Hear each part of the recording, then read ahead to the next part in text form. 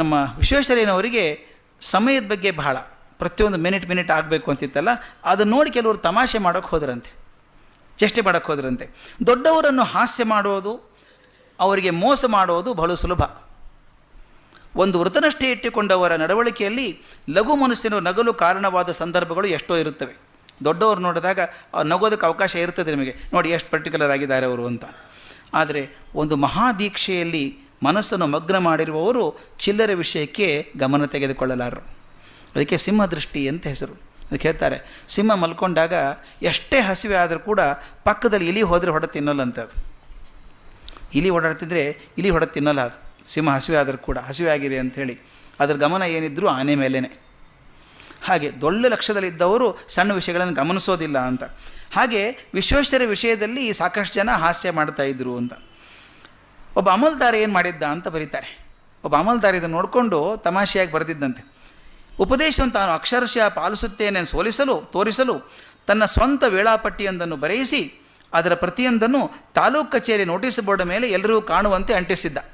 ತಾನು ವೇಳಾಪತ್ರಿಕೆ, ತನ್ನ ದಿವಸ ದಿನಚರಿ ಹೇಗಿರ್ತಾನೆ ಅಂತ. ಆ ವೇಳಾಪಟ್ಟಿ ಹೀಗಿತ್ತು: ಬೆಳಗ್ಗೆ ಹಾಸಿಗೆಯಿಂದ ಹೇಳೋದು 5:30. ಈ ನೋಟಿಸ್ ಬೋರ್ಡ್ ಮೇಲೆ ಹಾಕಿದ್ದು ಅವನು ಏನು ಆಫೀಸಲ್ಲಿ ಮಾಡ್ತಾನೆ ಬರೆದ್ರೆ ಸಾಕಾಗಿತ್ತು. ಅದು ತೋರಿಸ್ಬೇಕಲ್ಲ ತಾನು ವಿಶ್ವೇಶ್ವರಯ್ಯವ್ರು ಹಾಗಿದ್ದೀನಿ ಅಂತ ತಿಳ್ಕೊಂಡು. ಅದಕ್ಕೆ ಹಾಸಿಗೆಯಿಂದ ಹೇಳೋದು 5:30, ಮುಖ ಪ್ರಕ್ಷಾಳನೆ ಇತ್ಯಾದಿ 5:45, ಪ್ರಾರ್ಥನೆ 6 ಗಂಟೆ, ಸರ್ಕಿಟ್ ಹೊರಡುವುದು 6:30, ಹಿಂತಿರುಗುವುದು 10 ಗಂಟೆ, ಮಧ್ಯಾಹ್ನ ಕಚೇರಿ 11ರಿಂದ 5, ಸಂಜೆ ದೇವಸ್ಥಾನ 6:30ಯಿಂದ 7, ರಾತ್ರಿ ಮನೆಯಲ್ಲಿ ಕಾಗದದ ವಿಲೇವಾರಿ 7:30ಯಿಂದ 9, ಮಲಗುವುದು 9:30. ಇದೆಲ್ಲ ಬರೆದಿದ್ರಂತೆ. ಈ ಪಟ್ಟಿಯನ್ನು ಯಾರೋ ವಿಶ್ವೇಶ್ವರಯ್ಯನವರ ಗಮನಕ್ಕೆ ತಂದರು. ಅದು ಅಪಹಾಸ್ಯದ ಕಾರ್ಯವೆಂದು ಅವರಿಗೆ ತೋರದಿರಲಿಲ್ಲ. ಗೊತ್ತಾಯ್ತು ಅವರಿಗೆ ತಮಾಷೆ ಮಾಡೋಕ್ಕೆ ಮಾಡಿದ್ದಾನೆ ಇವನು ಅಂತ. ಅವ್ರು ಏನು ಮಾಡಿದರು ಅಂತ ಮಾಡ್ತಾರೆ, ಭಾಳ ಚೆನ್ನಾಗಿ ಮಾಡ್ತಾರೆ. ತಕ್ಷಣ ಕೇಳಿದರು, ಈ ಅಮಲ್ದಾರರ ದಫ್ತರ್ಗಳಲ್ಲಿ ಬಾಕಿ ಯಾವುದೂ ಇಲ್ಲವೇ? ಅಂದರೆ ಫೈಲೆಲ್ಲ ಕ್ಲಿಯರ್ ಆಗಿರಬೇಕಲ್ಲ, ಒಂದು ಫೈಲ್ ಇರಬಾರ್ದು ಅವ್ರ ಕಡೆ ಬಾಕಿ. ಪ್ರತಿದಿನವೂ 11ರಿಂದ 5 ಗಂಟೆವರೆಗೆ 6 ಗಂಟೆಗಳ ಕಾಲ ಕ್ರಮವಾಗಿ ಕಚೇರಿಯಲ್ಲಿ ಕೆಲಸ ಮಾಡುತ್ತಾರಲ್ಲ, ಈ ಅಮಲ್ದಾರ್ ದಫ್ತರ್ಗಳನ್ನು ಅಜಮಾಯಿಷಿ ಮಾಡಿದ್ದೀರಾ? ಇನ್ಸ್ಪೆಕ್ಟ್ ಮಾಡ್ಕೊಂಬನ್ನಿ ಅಂತ ಹೇಳಿದ್ರಂತೆ ಡೆಪ್ಟಿ ಕಮಿಷನರ್ಗೆ. ಅಲ್ಲಿರುವ ಕಾಗದಗಳಲ್ಲಿ ತೀರಾ ಹಳೆಯದಾದದ್ದು ಎಷ್ಟು ಕಾಲ ಉಳ್ಕೊಂಡಿದೆ? ಫೈಲೆಲ್ಲ ಉಳ್ಕೊಂಡಿದೆ. ಕೆಲಸ ಮಾಡಿದ್ದೇನು ಸುಳ್ಳಲ್ಲ ಇವನು. ದಿನಕ್ಕೆ 6 ಗಂಟೆ ಮತ್ತು ರಾತ್ರಿ 7:30ರಿಂದ 9 ಫೈಲ್ ಇಲ್ಲ ಬರಿ ಮಾಡ್ತಾನೆ ಇವನು. ಇಷ್ಟಾಗಿ ಹುಡ್ಕೊಂಡಂತೆ ಅಮಲ್ದಾರನಿಗೆ ತನ್ನ ಕುಚೇಷ್ಟೆಯ ಫಲ ದೊರಕಿತು. ಡೆಪ್ಟಿ ಕಮಿಷನರು ಆ ಅಮಲ್ದಾರನ ಕಚೇರಿ ಆಡಳಿತ ಕೊಂಚವೂ ಸರಿಯಾಗಿಲ್ಲವೆಂದು ಸರ್ಕಾರಕ್ಕೆ ವರದಿ ಸಲ್ಲಿಸಿದರು. ಅಂದರೆ ಅಪಹಾಸ್ಯ ಮಾಡೋಕ್ಕೆ ಹೋಗಿ ತಾನು ಸಿಕ್ಕಾಕೊಂಡ ಅಂತ. ಸಮಯ ಪ್ರಜ್ಞೆ ಅವ್ರಿಗಿದೆ ಅಂಥೇಳಿ ಬೋರ್ಡ್ ಮೇಲೆ ಬರ್ಕೊಂಡ್ರೆ ಆಗಲ್ಲ. ಅವರಿಗೆ ಸಮಯ ಪ್ರಜ್ಞೆ ಬೋರ್ಡ್ ಮೇಲೆ ಬರೀಬೇಕು ಅಂತಿರಲಿಲ್ಲ, ಮನಸ್ಸಲ್ಲಿ ಬಂದುಬಿಟ್ಟಿತ್ತದು. ನಾನು ಘಟನೆ ಹಿಂದೆ ಹೇಳಿದ್ದೇನೋ ಗೊತ್ತಿಲ್ಲ, ಸರ್ ಸಿ ವಿ ರಾಮನ್ ಅವ್ರ ಬಗ್ಗೆ ಹೇಳಿದ್ದೆ ಒಂದು ಕೆಲಸ ನಾನು. ಅವ್ರದ್ದು ಇದೇ ಥರನೇ. ಸರ್ ಸಿ ವಿ ರಾಮನ್ ಅಂತೂ ಸಮಯ ಪ್ರಜ್ಞೆ ಅದ್ಭುತವಾದಂಥದ್ದು. ಅದನ್ನು ನಾನು ನೋಡಿದ್ದು, ಅದು ರಿಪೀಟ್ ಆದರೂ ಅಡ್ಡಿ ಇಲ್ಲ ಅನಿಸುತ್ತೆ. ಹೊಸಬರು ಕೆಲವರು ಕೇಳ್ಬೋದು ಅದನ್ನು. ನಾನು ಕಣ್ಣಾರು ನೋಡಿದ್ರಿಂದ ಅದು ಅದ್ಭುತ ಕೆಲಸ ಅನಿಸುತ್ತೆ. ಅದನ್ನು ನಮ್ಮ ಡಾಕ್ಟರ್ H.K. ರಂಗನಾಥ್ ಬರೆದಿದ್ದು ಉಂಟು ಪುಸ್ತಕದ್ದು. ನೆನೆದವರು ಮನದಲ್ಲಿ ಅಂತ ಪುಸ್ತಕದಲ್ಲಿ ಬರೆದಿದ್ದಾರೆ. ನಾವೆಲ್ಲ ಹೈಸ್ಕೂಲ್ ಹುಡುಗರು ಆವಾಗ ಧಾರವಾಡದಲ್ಲಿ. ಆವಾಗ ನಮಗೆ ರಾಮನ್ ಅಂದರೆ ದೇವರಿದ್ದ ಹಾಗೆ. ನೊಬೆಲ್ ಪ್ರಶಸ್ತಿ ಬಂದಿತ್ತು. ಇದುವರೆಗೂ ಒಬ್ಬರೇ ಭಾರತೀಯವರು ನೊಬೆಲ್ ಪ್ರಶಸ್ತಿ ಬಂದಂಥವರು. ಅವ್ರು ಆಲ್ ಇಂಡಿಯಾ ರೇಡಿಯೋಕ್ಕೆ ಬಂದಿದ್ದರು ಧಾರವಾಡಕ್ಕೆ. ರಂಗನಾಥ್ ಅವ್ರು ಕರ್ಕೊಂಡು ಸುತ್ತಾಡಿಸ್ತಾಯಿದ್ರು ಅವ್ರನ್ನ. ಕ್ಯಾಂಪಸ್ಸಲ್ಲಿ ಹೋಗ್ತಿರ್ಬೇಕಾದ್ರೆ ಸಾಯಂಕಾಲ ಸುಮಾರು 7 ಗಂಟೆ ಆಗಿರಬೇಕು. ಸರ್ ಒಂದು ಲೆಕ್ಚರ್ ಕೊಡ್ಬೋದಲ್ಲ ಸರ್ ಆಲ್ ಇಂಡಿಯಾ ರೇಡಿಯೋದಲ್ಲಿ ಅಂತ ಕೇಳಿದ್ರಂತೆ. ಇಲ್ಲ ಅನ್ನಲಿಲ್ಲ ರಾಮನ್. ಓಕೆ ಏನು ಟಾಪಿಕ್ಕು ಅಂತ ಕೇಳಿದರು. ಏನು ಟಾಪಿಕ್ ಆದರೂ ಒಪ್ಕೊಂಡಂಗೆ ಆಯ್ತಲ್ಲ, ತಾವು ಯಾವುದಾದ್ರೂ ಮಾತಾಡ್ಬೋದು. ನೋಡಿ ಸಾಯಂಕಾಲ 7:50ರಿಂದ ಅವತ್ತೇ ಆಗಬೇಕಲ್ವ, ರಾಮನ್ ಹೊರಡೋರು 7:50ರಿಂದ 8 ಗಂಟೆವರೆಗೂ 10 ನಿಮಿಷ ಟೈಮ್ ಇದೆ ನಮಗೆ. 10 ನಿಮಿಷದಲ್ಲಿ ಒಂದು ವಿಷಯ ಮಾತಾಡ್ಬೋದು ನೀವು. ಅದು ಲೈವ್ ಬ್ರಾಡ್ಕಾಸ್ಟ್, ಅದು ರೆಕಾರ್ಡ್ ಮಾಡುವಷ್ಟು ಟೈಮ್ ಇಲ್ಲ ಈಗ. ಆಗ್ಬೋದು, ಏನು ತೊಂದರೆ ಇಲ್ಲ ಅಂದರು. 10 ನಿಮಿಷ ಮಾಡ್ಬೋದು. 8 ಗಂಟೆಗೆ ನ್ಯಾಷನಲ್ ನ್ಯೂಸ್ ಬಂದುಬಿಡುತ್ತೆ ಅಂತ ಹೇಳಿದರು. ಆಗ್ಬೋದು ಅಂದರು. ಒಂದು ರೌಂಡ್ ಹಾಕ್ಕೊಂಡು ಬಂದರು. Okay, I will speak on the colour of flowers. ಹೂಗಳ ಬಣ್ಣದ ಬಗ್ಗೆ ಮಾತಾಡ್ತೀನಿ ಅಂದ್ಬಿಟ್ರು. ಅವ್ರೇನು ಜೀನಿಯಸ್ ಅಂದರು. ಬಂದ್ಕೊಂಡು ರೆಕಾರ್ಡಿಂಗ್ ರೂಮಲ್ಲಿ ಗಮನಿಸ್ಬೇಕು. ರೆಕಾರ್ಡಿಂಗ್ ರೂಮ್ ಇದ್ದಾಗ ಡಬಲ್ ಡೋರ್ ಇರುತ್ತೆ, ಪಕ್ಕದಲ್ಲಿ ದೊಡ್ಡ ಗ್ಲಾಸ್ ಪ್ಯಾನಲ್ಲು, ಆ ಕಡೆ ರೆಕಾರ್ಡಿಂಗ್ ರೂಮ್ ಇರುತ್ತೆ. ರೆಕಾರ್ಡಿಂಗ್ ನಿಂತ್ಕೊಂಡು ನೋಡ್ಬೋದು ನೀವು ಅವ್ರನ್ನೆಲ್ಲನೂ. ಅವ್ರು ಮಾತಾಡಿದ್ದು ನಿಮಗೆ ಕೇಳಿಸುತ್ತೆ, ನೀವು ಮಾತಾಡಿದ ರೆಕಾರ್ಡಿಂಗ್ ರೂಮಲ್ಲಿ ಹೋಗಲ್ಲ, ಇನ್ಸುಲೇಟೆಡ್ ಡೋರ್ಸ್ ಎಲ್ಲ ಇರುತ್ತೆ. ರಂಗನಾಥ್ ಅವ್ರಿಗೆ ಹೇಳಿದರು, ಸರ್ ಅದು ಶುರು ಆಗೋ ಹೊತ್ತಿಗೆ ನಾನು ನಿಮಗೊಂದು ರೆಡ್ ಲೈಟ್ ಕೊಡ್ತೇನೆ, ಇಲ್ಲಿ ರೆಡ್ ಲೈಟ್ ಬರುತ್ತೆ, ನನ್ನ ಕಡೆ ನೋಡ್ತಾ ಇರಿ, ನಾನು ಹಿಂಗೆ ಕೈ ಮಾಡ್ತೇನೆ, ಕೈ ಮಾಡಿದ ತಕ್ಷಣ ಶುರು ಮಾಡಿ 10 ನಿಮಿಷ ಸರ್ ಅಂದರು. ಆಯಿತು ಅಂದರು. ಶುರು ಮಾಡಲಾ ಅಂತ ಕೇಳಿದ್ರು. ಸರ್ ಈಗ ಕೇಳಬೇಡಿ, ಯಾಕಂದರೆ ಲೈವ್ ರೆಕಾರ್ಡಿಂಗ್ ಇರುತ್ತೆ, ನಾನು ಹಿಂಗೆ ಕೈ ಮಾಡಿದ ತಕ್ಷಣ ಶುರು ಮಾಡಿ ಅಂದರು. ಆಗ್ಬೋದು ಅಂದರು. ನಾನು ಮೊಟ್ಟ ಮೊದಲನೇ ಬಾರಿಗೆ ರಾಮನನ್ನು ಪೇಟ ಇಲ್ಲದೆ ನೋಡಿದ್ದು. ಪೇಟ ಇಲ್ಲದೆ ಪಿಕ್ಚರೇ ನೋಡೋಕ್ಕೆ ಸಿಗಲ್ಲ. ಕೂತ್ಕೊಂಡು ಮೈಕ್ ಎಳ್ಕೊಂಡು ಸರಿಯಾಗಿ ಇಟ್ಕೊಂಡ್ರು. ಆ ಪೇಟ ತೆಗೆದು ಟೇಬಲ್ ಮೇಲೆ ಇಟ್ಟರು. ಪೂರ್ತಿ ಬಾಲ್ಡ್ ಹೆಡ್, ಹಿಂದೊಂದು ಜುಟ್ಟು ಬೇರೆ ಇತ್ತು, ಪಿಳ್ಳೆ ಜುಟ್ಟು. ಏನೋ ಕಣ್ಣು ಮುಚ್ಕೊಂಡು ನೋಡ್ಕೊಂಡು ಕೈ ಉಜ್ಕೊಂಡು ಟಪ್ ಅಂತ ತಲೆಗೆ ಹೊಡ್ಕೊಂಡ್ರು. ಆಮೇಲೆ ನೋಡ್ತಾ ಇದ್ದರು ಇವ್ರನ್ನ. ಟೈಮ್ ಆದ ತಕ್ಷಣ ರಂಗನಾಥ್ ಹಿಂಗೆ ಕೈ ಮಾಡಿದರು, ಮಾತಾಡಿ ಅಂತ. ಕೈ ಮಾಡಿದ ತಕ್ಷಣ ಇವರು ಮೈ ಡಿಯರ್ ಲಿಸ್ನರ್ ಅಂದು ಶುರು ಮಾಡಿದರು. ಮುಂದೆ ಕಣ್ಣು ಮುಚ್ಕೊಂಡ್ಬಿಟ್ರು. ಮೈ ಡಿಯರ್ ಲಿಸ್ನರ್ ಅಂತ ಕಣ್ಣು ಮುಚ್ಕೊಂಡು ಮಾತು ಬರ್ತಾ ಇತ್ತು. ಒಂದಾದ್ಮೇಲೆ ಒಂದು ಮಾತು ಏನು ಬರೆದ್ರೂ ಕೂಡ ಅಷ್ಟು ಚೆನ್ನಾಗಿ ಬರೆಯೋಕ್ಕೆ ಸಾಧ್ಯ ಇಲ್ಲ. One after the other, absolutely fluent. ಅದು ಅವ್ರನ್ನ as a science student I enjoyed listening to him. ಹೂವಿನ ಬಣ್ಣ ಹೇಗೆ ಬರುತ್ತೆ, ಬಣ್ಣ ಅಂದರೆ ಏನು, ಮೊದಲು ನೀಲಿ ಅಂದರೆ ಏನು, ಹಸಿರು ಅಂದರೆ ಏನು, ಕೆಂಪು ಅಂದರೆ ಏನು. ನಾವು ಕೆಂಪು ಬಣ್ಣ ಯಾವುದು ಅಂತ ಹೇಳ್ಬೋದು, ಕೆಂಪು ಅಂದರೆ ಏನು ಅಂತ, ಹಸಿರು ಅಂದರೆ ಏನು, ಇದನ್ನೆಲ್ಲ ಹೇಳ್ತಾ ಹೋದರು. ಏನು ಮಕ್ಕಳಿಗೆ ಅರ್ಥ ಆಗುವಂಗೆ ಹೇಳ್ಕೊಂಡು ಹೋಗ್ತಾ ಇದ್ದಾರೆ. ನಮಗೆಲ್ಲ ಖುಷಿನೇ ಖುಷಿ. 7 ನಿಮಿಷ ಆಯಿತು. ರಂಗನಾಥ್ಗೂ ಖುಷಿ, ನಮಗೂ ಖುಷಿ. 8 ನಿಮಿಷ ಆದಮೇಲೆ ರಂಗನಾಥ್ ಸ್ವಲ್ಪ ಚಿಂತೆ ಶುರು ಆಯಿತು. ಈ ಮನುಷ್ಯ ಕಣ್ಣೇ ತೆಗಿತಾ ಇಲ್ಲ, ಕಣ್ಣು ಮುಚ್ಕೊಂಡೇ ಕೂತ್ಕೊಂಡಿದ್ದಾರೆ. ಸನ್ನೆ ಮಾಡಿ ಹೇಳೋದು ಹೇಗೆ, ಟೈಮ್ ನೋಡಿ ವಾಚ್ ನೋಡಿ ಅಂತ ಹೇಳೋದು ಹೇಗೆ, ಇವಾಗ ನೋಡ್ತಾ ಇಲ್ಲ. 8:15 ನಿಮಿಷಕ್ಕೆ ಬೆವರು ಬರೋಕ್ಕೆ ಶುರು ಆಯಿತು ಏರ್ ಕಂಡೀಷನ್ ರೂಮಲ್ಲಿ ರಂಗನಾಥ್ ಅವರಿಗೆ. ಆಮೇಲೆ ನೋಡಿದರು 8:30-9 ನಿಮಿಷ ಆಗಿ ಬಂದಾಗ, ಐ ಥಿಂಕ್ ತೊಂದರೆ ಆಗುತ್ತೆ, ಇದು ಹೋಗಿ ನನ್ನ ಬಾಗಲ ತೆಗೆದು ಎಚ್ಚರಿಸ್ಬಿಡ್ಲಾ, ಅದು ಮಾಡೋಂಗಿಲ್ಲ. ಯಾಕಂದರೆ ಆಲ್ ಇಂಡಿಯಾ ರೇಡಿಯೋ ಸ್ಟುಡಿಯೋದಲ್ಲಿ ಹಿಂಗೆ ಬಾಗಿಲು ತೆಗೆದ್ರೆ, ದೊಡ್ಡ ಡೋರ್, ಅದು ಡಬಲ್ ಡೋರ್ ತೆಗೆದ ತಕ್ಷಣ ಒಂದು ಸಪ್ಪಳ ಬರುತ್ತೆ ಮೈಕಲ್ಲಿ, ಅದು ಬರಬಾರ್ದು. ಅಥವಾ ಬಂತು ಅಂತ ಇಟ್ಕೊಳ್ಳಿ, ಹಾಳಾಗೋದು ಸಪ್ಪರ್ ಬಂದರೆ ಬರಲಿ, ಹೋಗಿ ಅವ್ರನ್ನ ಅಲುಗಾಡಿಸಿದ್ರೆ ವಾಟ್ ಹ್ಯಾಪನ್ ಅಂದ್ಬಿಟ್ರೆ ಲೈವ್ ಬ್ರಾಡ್ಕಾಸ್ಟ್ ಅಲ್ವಾ ಅದು ಅಂತ ಹೇಳಿ ಏನು ಮಾಡೋದು ತೋಚ್ತಾ ಇಲ್ಲ. 9 ನಿಮಿಷ 15 ಸೆಕೆಂಡ್ ಆಗಿದೆ, ಬೆವರು ಇಳಿತಾ ಇದೆ. ಹೋಗ್ಬಿಟ್ಟು ಏನೇ ಆಗಲಿ ಒಂದು 5 ನಿಮಿಷ ನೋಡಿ ಬಾಗಿಲು ತೆಗೆದು ಬಿಡ್ತೇನೆ ಅಂತ ಹೋಗಿ ನಿಂತ್ಕೊಂಡ್ರು. ಬಾಗಿಲ ಹತ್ರ ಹೋಗೋದು ಬರೋದು ಒದ್ದಾಡ್ತಾ ಇದ್ರು ಅವರು. 9 ನಿಮಿಷ 30 ಸೆಕೆಂಡ್ ಆಗಿದೆ. ಇನ್ನು ಬಾಗಿಲು ಎಳಿಬೇಕು ಅಂತ ಹೋಗಿ ನಿಂತ್ಕೊಂಡಿದ್ದಾರೆ. Exactly after 9 minutes 40 seconds Raman shed, that's all my dear listener ಅಂಥೇಳಿ ಕಣ್ಣು ತೆಗೆದ್ರು. ಇವ್ರು ವಾಪಸ್ ಓಡಿ ಬಂದು ಅದು ಸ್ಟಾಪ್ ಮಾಡಿದರು. ಫಸ್ಟ್ ಸ್ಟಾಪ್ ಮಾಡಿ ಸಿಗ್ನೇಟರಿ ಟ್ಯೂನ್ ಅಂತ ಹಾಕ್ತಾರೆ, ಬಿಟ್ಟರು ಒಳಗೆ ಓಡಿ ಹೋಗಿ ಗಟ್ಟಿ ಕಾಲು ಹಿಡ್ಕೊಂಡ್ಬಿಟ್ರು ರಾಮನ್ ಅವರು. ಯಾಕೆ, ವಾಟ್ ಹ್ಯಾಪನ್ಡ್, ಏನಾಯಿತು ಅಂತ ಕೇಳಿದರು. ಏನಾಯಿತು, ನನ್ನ ಹಾರ್ಟ್ ನಿಂತು ಹೋಗಿತ್ತು ಸ್ವಾಮಿ, ನೀವು ಕಣ್ಣೇ ತೆಗಿತಾ ಇಲ್ಲ, ನೀವು ಎಚ್ಚರಿಸೋದು ಹೇಗೆ, ಯಾಕೆ ಏನಾಯಿತು ಅಂತ ಕೇಳಿದರು. 8 ಗಂಟೆಗೆ ನ್ಯಾಷನಲ್ ನ್ಯೂಸ್ ಬಂದುಬಿಡುತ್ತೆ. ನಮ್ಮವ್ರು ಮುಲಾಜಿಲ್ದ ಹಾಕಿಬಿಡ್ತಾರೆ. ಅವ್ರು ಏನು ಪ್ರೋಗ್ರಾಮ್ ಇದ್ರು ಕಟ್ ಮಾಡಿ ಸರಿಸ್ಬಿಡ್ತಾರೆ. ಅವ್ರು ಹಾಕಿದರೆ ನಾಳೆ ಜನ ಹೊಡೆದಿರೋರು. ನನ್ನ ನೋಬೆಲ್ ಪ್ರಶಸ್ತಿ ಮಾಡೋ ವಿದೇಶ ಬಂದ ಅಪರೂಪಕ್ಕೆ ಬಂದಿದ್ದಾರೆ ನಿಮ್ಮಲ್ಲಿ. ಅವ್ರ ಲೆಕ್ಚರ್ ಮುಖ್ಯನ, ನಿಮ್ಮ ನ್ಯಾಷನಲ್ ನ್ಯೂಸ್ ಮುಖ್ಯನ? ನಿಮ್ಮನ್ನು ಬಿಡೋ ಹಾಗಿಲ್ಲ, ಆಲ್ ಇಂಡಿಯಾ ರೇಡಿಯೋ ಬಿಡೋ ಹಾಗಿಲ್ಲ. ನಾನು ಹಿಂಗೆ ಚಿಂತೆ ಆಗಿತ್ತು ನನಗೆ ಅಂತ. ಅವ್ರಿಗೇನು ಚಿಂತೆನೇ ಇರಲಿಲ್ಲ. Why did you worry, you told me 10 minutes, 10 ನಿಮಿಷ ಅಂತ ಹೇಳಿದ್ರಲ್ಲ ನೀವು, ಅದಕ್ಕೆ I told my computer 10 minutes. ಏನು ಅದ್ಭುತಪ್ಪ ಇದು. ಅವ್ರು ಹೇಳಿದರು, ನೀವು 10 ನಿಮಿಷ ಅಂತ ಹೇಳಿದ್ರಲ್ಲ, I told my computer 10 minutes, it gives my alarm. ಏನು 20 seconds ಡಿಫ್ರೆನ್ಸಲ್ಲಿ ನಿಲ್ಲಿಸೋದಂದ್ರೆ ಇದೇ ಅರ್ಥ. ಅದು ಇವರು ಆತ್ಮಸಂಯಮ ಅಂತಂದರೆ ಇದು. ಇವರೆಲ್ಲ ಒಂದೇ ಮಟ್ಟಕ್ಕೆ ಸೇರಿದವರು. ವಿಶ್ವೇಶ್ವರಯ್ಯನವರಂತೂ ಹೇಳ್ತಾರೆ, ಅಷ್ಟು ಕರೆಕ್ಟಾಗಿ ಪಂಕ್ಚುಯಲ್ ಮಾಡ್ಕೊಂಡಿದ್ದವರು. ಅವ್ರ ಕೋಪ ಬರ್ತಿತ್ತಂತೆ ವಿಶ್ವೇಶ್ವರಯ್ಯನವ್ರಿಗೆ, ಸಾತ್ವಿಕ ಕೋಪ ಬರೋದಂತೆ. ಕೆಲಸ ಆಗದೆ ಹೋದರೆ ಸೆಕ್ರೆಟ್ರಿಯೇಟಲ್ಲಿ, ಈಗಂತೂ ಸೆಕ್ರೆಟ್ರಿಯೇಟಲ್ಲಿ ಆಗಬೇಕು ಅಂತ ಏನು ಹಠ ಇಲ್ಲ, ಕೆಲಸ ಆಗುತ್ತೆ, ಯಾವಾಗೋಮ್ ಆಗುತ್ತೆ. ನಿಮ್ಮ ಜೀವನದಲ್ಲಿ ಅದೃಷ್ಟ ಇದ್ದರೆ ಕೇಸ್ ವಾಪಸ್ ಬರುತ್ತೆ. ಅದಕ್ಕೆ ಬರೆದಾರೆ, ಹೆಡ್ಡಿಂಗೇ ಬರೆದಾರೆ, ಸೆಕ್ರೆಟ್ರಿಯೇಟಿನ ದಕ್ಷತೆ ಅಂತ ಬರೆದಿದ್ದಾರೆ. ವಿಶ್ವೇಶ್ವರಯ್ಯವ್ರದ್ದು ಯಾವುದೋ ಒಂದು ಫೈಲ್ ಬೇಕಾಗಿತ್ತಂತೆ, ಅದನ್ನು ಕಳಿಸ್ಕೊಡಿ ಅಂತ 3-4 ಸಲ ಕೇಳ್ಕೊಂಡ್ರಂತೆ. ಫೈಲ್ ಬರಲಿಲ್ಲಂತೆ. ಅದಕ್ಕೆ ವಿಶ್ವೇಶ್ವರಯ್ಯನವರು ದಾಖಲೆ ಮಾಡಿದ್ದಾರೆ, ಫೈಲ್ ಮೇಲೆ ಬರೆದಿದ್ದಾರಂತೆ. ಎಷ್ಟು ಚೆನ್ನಾಗಿ ಬರೆದಿದ್ದಾರೆ ನೋಡಿ, ಇಂಗ್ಲೀಷ್ ಎಷ್ಟು ಅದ್ಭುತವಾಗಿದೆ. The secretariat has neither a body to kick nor a soul to damn. At this rate how can work go on. ಅಂದರೆ ಕೇಂದ್ರ ಕಚೇರಿಯನ್ನು ಒದೆಯೋಣ ಅಂದರೆ ಅದಕ್ಕೆ ದೇಹ ಇಲ್ಲ, ಶಪಿಸೋಣ ಅಂದರೆ ಜೀವ ಇಲ್ಲ, ಅದಕ್ಕೆ ಕೆಲಸ ನಡೆಯೋದು ಹೇಗೆ ಅಂತ. ಹಾಗೆ ವಿಶ್ವೇಶ್ವರಯ್ಯನವರಿಗೆ ಫ್ರಸ್ಟ್ರೇಷನ್ ಆಗಿರಬೇಕಾದ್ರೆ ನಾವು ಫ್ರಸ್ಟ್ರೇಷನ್ ಮಾಡ್ಕೊಳ್ಳೋದ್ರಲ್ಲಿ ಏನು ಕಾರಣ ಇಲ್ಲ. ಅದನ್ನು ನೋಡಿ ಚೀಫ್ ಸೆಕ್ರೆಟ್ರಿಗೆ ಹುಡುಕಾಡ್ಬಿಟ್ಟು ಫೈಲ್ ತಂದು ಕೊಟ್ಟರು ಅಂತ ಹೇಳ್ತಾರೆ. ಅವ್ರಿಗೆ ಆ ಕಾಲಕ್ಕೆ ಆಗೋದು ಆಗಬೇಕು. ಒಂದು ಮಾತನ್ನು ಪದೇ DVGಗೆ ಹೇಳ್ತಾ ಇದ್ದರಂತೆ ವಿಶ್ವೇಶ್ವರಯ್ಯನವರು, ಮೇಲೆ ಹೇಳ್ತಾ ಇದ್ದರಂತೆ. ಒಂದು ಸಲ DVG ಹೇಳ್ತಾರೆ, ಯಾಕೆ ಇಷ್ಟು ಸಲ ಹೇಳ್ತೀರಿ ಅದನ್ನು ಅಂದಾಗ, ನನಗೆ ಹೇಳಿದಾಗ ಸಮಾಧಾನ ಆಗುತ್ತೆ ಒಂದು ಸ್ವಲ್ಪ ಅಂತ. ಏನು ವಿಷಯ ಅಂತ ಹೇಳ್ತಾರೆ ಅವರು.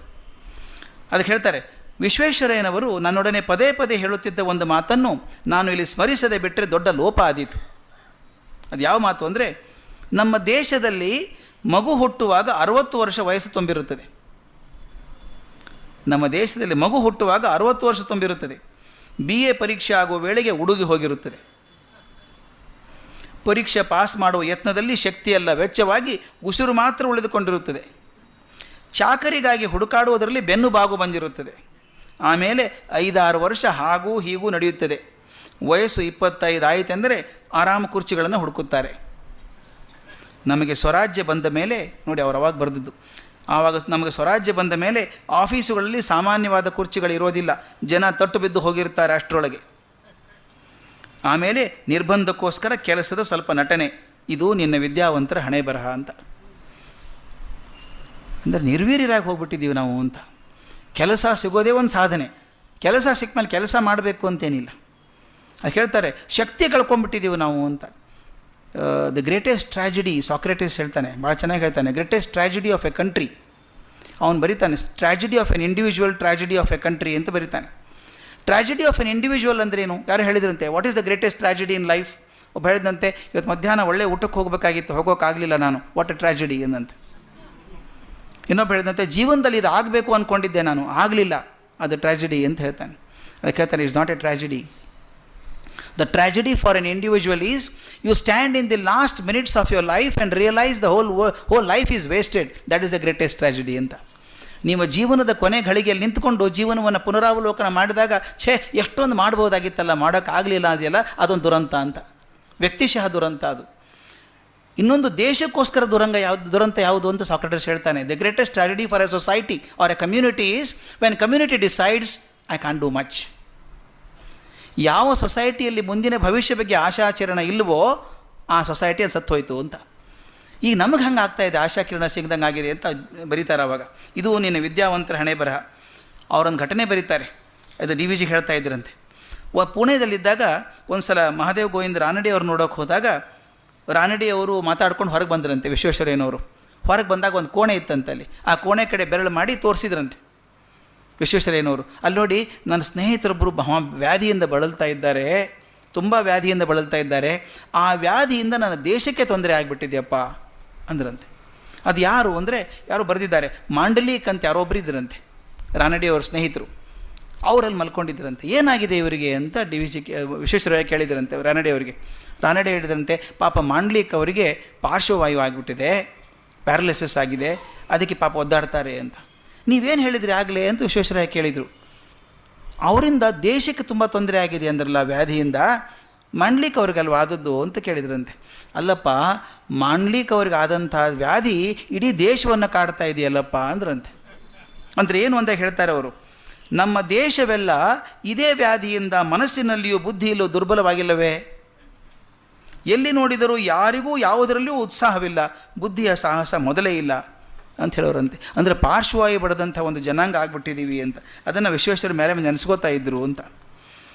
ಈ ಎಕನಾಮಿಕ್ ಕಾನ್ಫರೆನ್ಸ್ ಬಗ್ಗೆ ಬಂದಾಗ ನಂಜುಂಡಯ್ಯನವರೊಬ್ಬರು ಮಾತು ಹೇಳಬೇಕು, ಮರಿಬಾರ್ದಲ್ಲಿ. ನಂಜುಂಡಯ್ಯನವರು ಹಾಸ್ಯ ಭಾಳ, ಅವ್ರದ್ದು ಹಾಸ್ಯ ಪ್ರವೃತ್ತಿ. ಅದರಲ್ಲಿ ಅವ್ರು ಟೀಕೆ ಮಾಡೋದು ಸ್ವಲ್ಪ ಜಾಸ್ತಿ, ಏನಾದರೂ ಸಿಕ್ಕರೆ ಟೀಕೆ ಮಾಡೋರಂತೆ. ನಂಜುಂಡಯ್ಯನವರಿಗೆ ಎಕನಾಮಿಕ್ ಕಾನ್ಫರೆನ್ಸಿನ ಕಾರ್ಯನೀತಿಗಳು ಹಾಸ್ಯ ಸಾಮಗ್ರಿಗಳಾಗಿದ್ದವು. ಒಂದು ಸಲ DVGನ ಕೇಳಿದ್ರಂತೆ ನಂಜುಂಡಯ್ಯನವರು, ಏನಪ್ಪ ಹೇಗೆ ನಡೀತಾ ಇದೆ ನಿಮ್ಮದು ಅಂತ ಕೇಳಿದ್ರಂತೆ.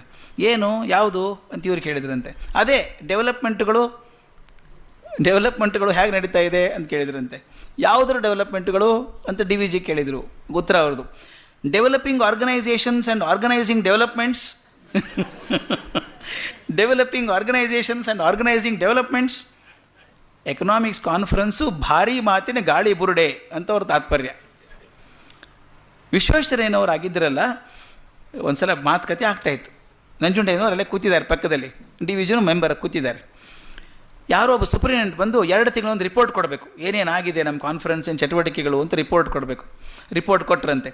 ಇಂಥ ಒಂದು ಸಭೆಯಲ್ಲಿ 2-3 ಸೂಪರಿಂಟೆಂಡೆಂಟರು ವರದಿ ಒಪ್ಪಿಸಿದ್ದನ್ನು ವಿಶ್ವೇಶ್ವರಯ್ಯನವರು ಕೇಳಿ ಮೆಚ್ಚಿಕೊಂಡು ಉತ್ಸಾಹದಿಂದ ಇಟ್ ಶೋಸ್ ಗ್ರೇಟ್ ಆ್ಯಕ್ಟಿವಿಟಿ ಅಂದ್ರಂತೆ.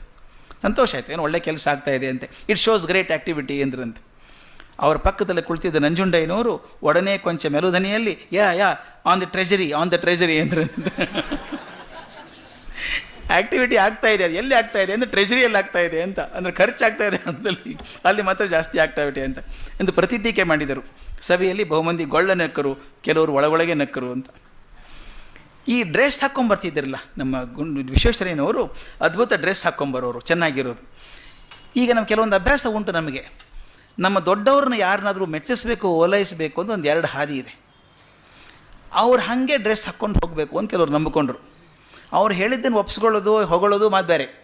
ಹೊಗಳಿಕೆಗೆ ಅವ್ರು ಸಿಕ್ಕೋರಲ್ಲ ವಿಶ್ವೇಶ್ವರಯ್ಯನವರು. ಅವ್ರ ಬಗ್ಗೆ ಮಾತಾಡೋಕ್ಕೆ ಅವಕಾಶ ಕೊಡ್ತಿರಲಿಲ್ಲ. ಸ್ವಾಮಿ, ಇನ್ಫ್ಯಾಕ್ಟ್ ಅದು ಮಾತು ಬರುತ್ತೆ, ನಾನು ಅರ್ಧಕ್ಕರ್ಧ ಕಟ್ ಮಾಡಿದ್ದೀನಿ ವಿಶ್ವೇಶ್ವರಯ್ಯನ ಬಗ್ಗೆ ಹೇಳಿದ್ರೊಳಗೆ.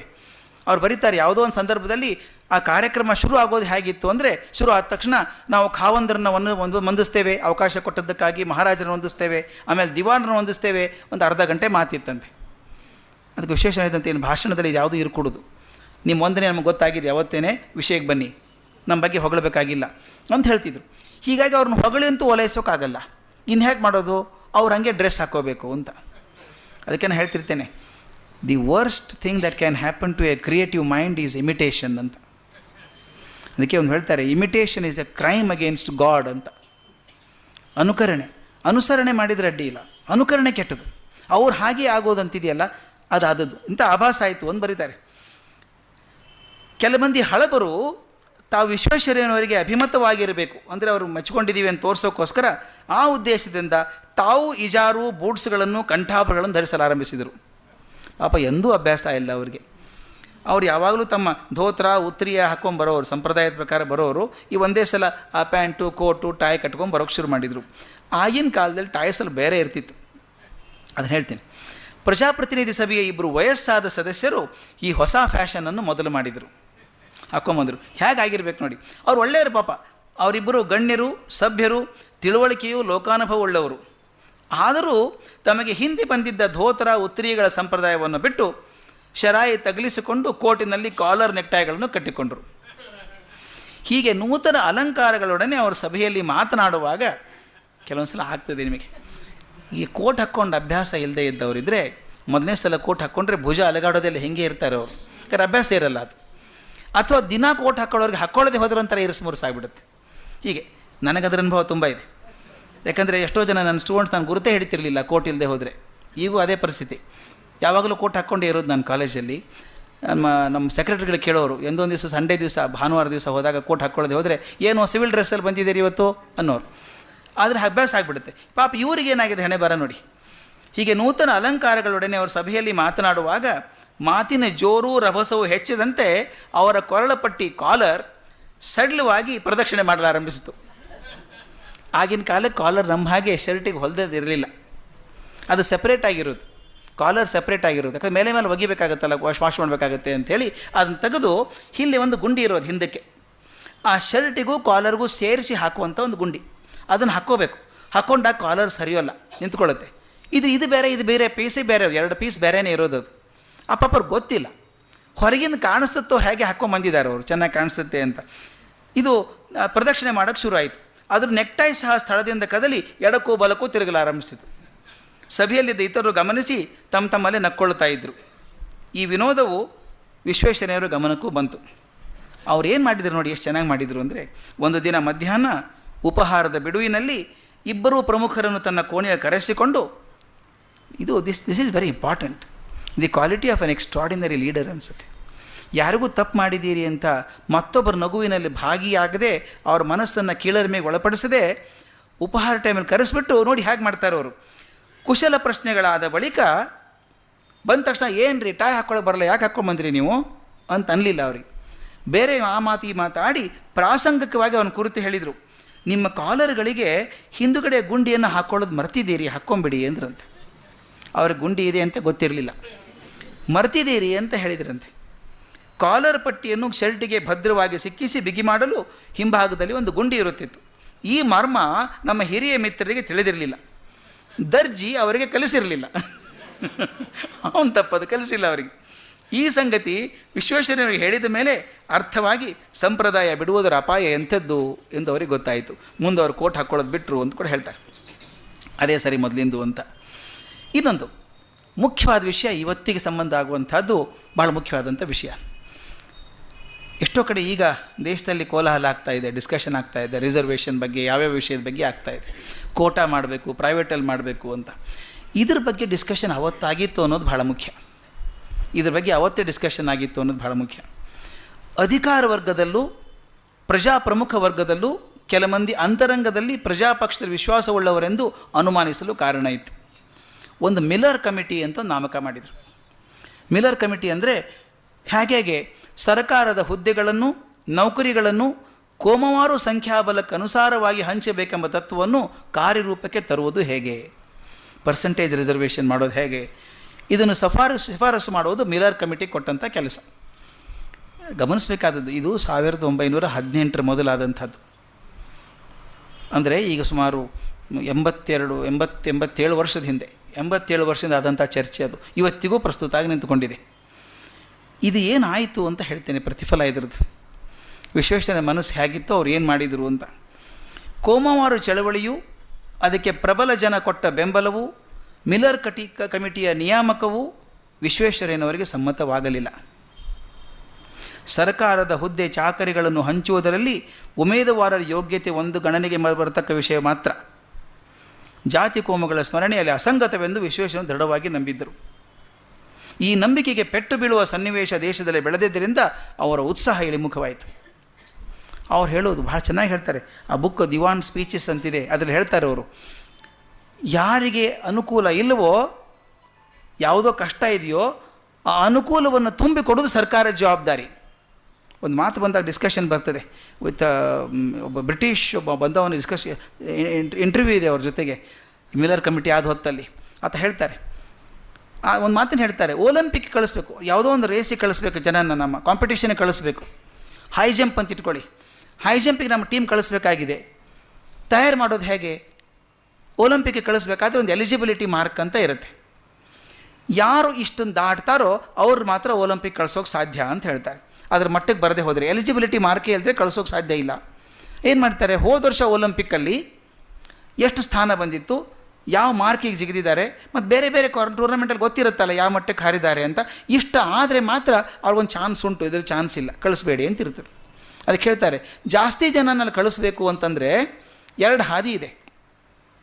ಜಾಸ್ತಿ ಜನ ಒಲಿಂಪಿಕ್ ಕಳಿಸ್ಬೇಕಂದ್ರೆ 2 ಹಾದಿ ಇದೆ. ಒಂದು, ಇವ್ರನ್ನೆಲ್ಲ ಚೆನ್ನಾಗಿ ತರಬೇತಿ ಮಾಡಿ ತಯಾರು ಮಾಡಿ ಮೇಲೆ ಹಾರು ಹಂಗೆ ಶಕ್ತಿ ಕೊಟ್ಟು ಅವ್ರನ್ನ ಕಳಿಸ್ಬೋದು. ಇಲ್ಲದೆ ಹೋದರೆ ಆ ಹೈಟನ್ನೇ ಕಮ್ಮಿ ಮಾಡಿಬಿಡ್ಬೋದು. ಈಗ 6 ಅಡಿ ಹಾರಿದವ್ರು ಮಾತ್ರ ಹೋಗಬಹುದು ಅಂತಿದ್ರೆ, ಎಲ್ಲರೂ 6 ಅಡಿ ಹಾರೋ ಹಾಗೆ ತಯಾರು ಮಾಡೋದು ಒಂದು ಕೆಲಸ ಆಗ್ಬೋದು. ಅದನ್ನು 6 ಅಡಿ ಯಾಕೆ 4 ಇದ್ದರೆ ಸಾಲದೆ, 4 ಇಟ್ಟರೆ 100 ಬದಲು 500 ಜನ ಕಳಿಸ್ಬೋದು ಒಲಿಂಪಿಕ್ಕಿಗೆ. ಅವರು ವಿಶ್ವೇಶ್ವರಯ್ಯ ಈ ಮಾತನ್ನು ಹೇಳ್ತಾರೆ, ಯಾವುದೇ ಒಂದು ತರಬೇತಿ ಕಳಿಸ್ಬೇಕಾದ್ರೆ ಅರ್ಹತೆಯನ್ನೇ ಬೆಳೆಸೋದು ಸರ್ಕಾರದ ಕರ್ತವ್ಯ. ಬೆಳೆಸ್ರಿ ಅವ್ರನ್ನ, ಏನು ಬೇಕಾದರೂ ಸವಲತ್ತು ಕೊಡಿ, ಸರ್ಕಾರ ಕೊಡಿ, ಆದರೆ ಇದನ್ನು ಮಾಡಿದರೆ ದೇಶಕ್ಕೆ ತೊಂದರೆ ಆಗ್ತದೆ ಅಂತ ಅವರೊಂದು ಬರೆದಿದ್ದಾರೆ, ಬುಕ್ ಬರೆದಿದ್ದಾರೆ, ಮೆಮೊಯರ್ಸ್ ಆಫ್ ಮೈ ವರ್ಕಿಂಗ್ ಲೈಫ್ ಅಂತ.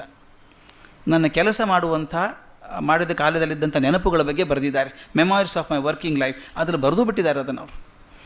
ಇದು ಎಷ್ಟು ಬೇಸರ ಆಯಿತು ಅವ್ರ ಮನಸ್ಸಿಗೆ ಅಂದರೆ, ಮಿಲ್ಲರ್ ಕಮಿಟಿ ಆದ ತಕ್ಷಣ ಅವರು 1 ವರ್ಷ ರಜೆ ಹಾಕಿ ವಿದೇಶಕ್ಕೆ ಹೋಗ್ಬಿಟ್ರು.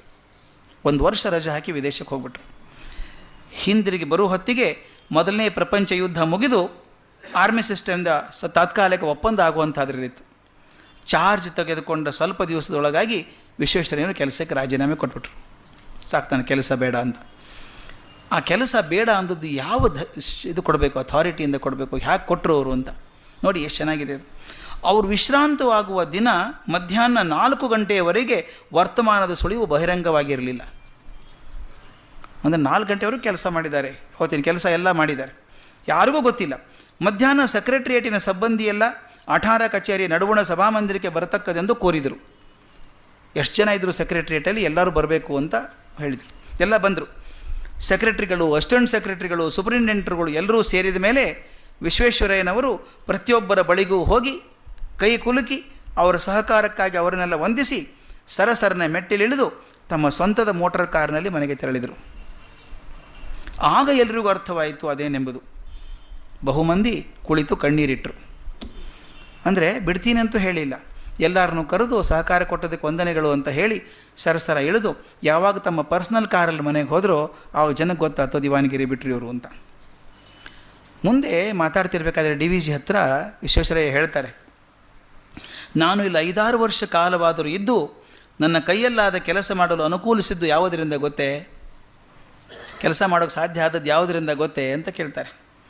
ನನ್ನ ಜೇಬಿನಲ್ಲಿ ಯಾವಾಗಲೂ ರಾಜೀನಾಮೆ ಚೀಟಿ ಸಿದ್ಧವಾಗಿರುತ್ತಿದ್ದರಿಂದ. ಯಾವಾಗಲೂ ನನ್ನ ಜೀವನದಲ್ಲಿ ರಾಜೀನಾಮೆ ಚೀಟಿ ಇರ್ತಿತ್ತು ಅಂತ ಹೇಳಿ ಇಷ್ಟು ಸಾಧ್ಯ ಆಯಿತು ಕೆಲಸ ನನಗೆ. ನನ್ನ ತತ್ವಕ್ಕೆ ಭಂಗ ಬರುವುದಾದರೆ ನಾನು ಸ್ಥಳ ಬಿಟ್ಟು ಹೊರಡಲು ಸಿದ್ಧ. ಇದನ್ನು ಶ್ರೀಮನ್ ಮಹಾರಾಜರಿಗೆ ನಾನು ಮೊದಲೇ ತಿಳಿಸಿದ್ದೆ ಅಂತ. ಇದು ಭಾಳ ಎದೆ ಮುಟ್ಟು ನೋಡ್ಕೊಳ್ಳೋವಂಥ ವಿಷಯಗಳೆಲ್ಲ ಇವು. ಲಾಭ ಆಗತ್ತೆ ಅಂತ ನಾವು ಕೆಲಸಕ್ಕೆ ಅಂಟ್ಕೊಂಡಿರ್ತೇವೆ, ಅದು ನನ್ನ ತತ್ವಕ್ಕೆ ಹೊಂದದೇ ಹೋದರೂ ಉಳ್ಕೊಂಡಿರ್ತೇವೆ. ನಮ್ಮ ಮೌಲ್ಯಗಳಿಗೆ ಹೊಂದಾಣಿಕೆ ಮಾಡ್ಕೊಂಡು ಬದುಕ್ತೇವೆ. ಎಷ್ಟೋ ಸಲ ಮಾತಾಡ್ತೇವೆ, ವ್ಯಾಲ್ಯೂಸ್ ಆರ್ ಎಟ್ ಕ್ರಾಸ್ ರೋಡ್ಸ್ ಅಂತ. ಮೌಲ್ಯಗಳು ಕೌಲು ದಾರಿಯಲ್ಲಿ ನಿಂತ್ಕೊಂಡಿದೆ ಈಗ ಅಂತ.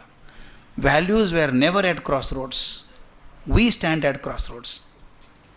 ಮೌಲ್ಯಗಳು ಕೌಲು ದಾರಿಯಲ್ಲಿ ನಿಂತಿಲ್ಲ, ನಾವು ನಿಂತಿದ್ದೇವೆ. ಹೋಗ್ಲೋ ಬೇಡವೋ ನನಗೆ ದ್ವಂದ್ವ ಇದೆ, ಅವ್ರಿಗೆ ದ್ವಂದ್ವ ಇಲ್ಲ. ಇದೇ ಬೇಂದ್ರೆ ಮಾಡಿದ್ದುಂಟು, ದೊಡ್ಡ ದೊಡ್ಡವ್ರ ಮಹಾನುಭಾವರು ಎಲ್ಲ ಮಾಡಿದ್ದುಂಟು. ನಾನೊಬ್ಬನು ನೋಡಿದ್ದುಂಟು. ಗೋವಾದಲ್ಲಿ ಝೋಹರ್ ಎಗ್ರೋಕೆಮಿಕಲ್ಸ್ ಲ್ಯಾಬೊರೇಟರಿ ಅಂತ ದೊಡ್ಡದಿದೆ. ಅದು ಜೈ ಕಿಸಾನ್ ಫರ್ಟಿಲೈಸರ್ ಮಾಡುವಂಥ ಫ್ಯಾಕ್ಟ್ರಿ. ನನ್ನಕ್ಕಿಂತ 1-2 ವರ್ಷ ಸೀನಿಯರ್ ಆಗಿದ್ದಂಥವ್ರು, ಸಿಂಗ್ ಅಂತ ಹೇಳಿ, ಅಲ್ಲಿ ವೈಸ್ ಪ್ರೆಸಿಡೆಂಟ್ ಆಗಿದ್ದರು. ವೈಸ್ ಪ್ರೆಸಿಡೆಂಟ್ ಟೆಕ್ನಿಕಲ್ ಅಂತ ಹೈಯೆಸ್ಟ್ ಪೊಸಿಷನ್ ಅದು. ಸಣ್ಣ ವಯಸ್ಸಿನ ಹುಡುಗ, ಆವಾಗ MBA ಮಾಡ್ಕೊಂಡು ಬೇರೆ ದೇಶಕ್ಕೆಲ್ಲ ಮಾಡ್ಕೊಂಡು ಬಂದಂಥ ಹುಡುಗ. ನಾನೊಂದು ಸಲ ಮೀಟ್ ಮಾಡೋಕ್ಕೆ ಹೋದಾಗ ಅವರು ಮ್ಯಾನೇಜಿಂಗ್ ಡೈರೆಕ್ಟರ್ ರೂಮಿಗೆ ಹೋಗಿದ್ದಾರೆ. ಮ್ಯಾನೇಜರ್ ಹೋಗಿ ಏನು ಮಾತು ಬಂತೋ ಗೊತ್ತಿಲ್ಲ, ಯಾವುದೋ ಮಾತಲ್ಲಿ ಭಿನ್ನಾಭಿಪ್ರಾಯ ಬಂದಿದೆ. ಇವರು ಸರಿ ಅಂಥದ್ದನ್ನು ಅದು ಮಾಡೋಕ್ಕಾಗಲ್ಲ, ಹೀಗೆ ಮಾಡಿ ಅಂತ ಹೇಳಿದ್ರಂತೆ. ಈತನ ಮನಸ್ಸಿಗೆ ಒಪ್ಪಲಿಲ್ಲ ಅದು.